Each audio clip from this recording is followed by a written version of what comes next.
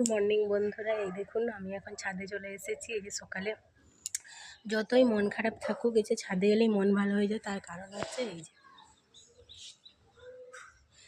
কি সুন্দর হয়েছে দেখুন ফুলগুলো। এবছর তাও ঠান্ডা কম, অনেক হয় নইলে আরও। প্রত্যেকটা গাছেতেই ভর্তি হয়ে গেছে। এই যে বাবার হাতে খুব সুন্দর ফুল হয়। এই যে আরও আছে।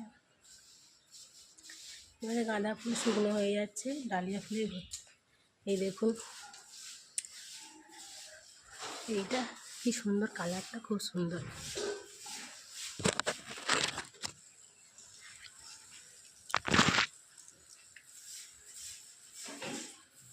রোদের উপর ফুলের ইয়েটা পড়েছে, কি সুন্দর লাগছে।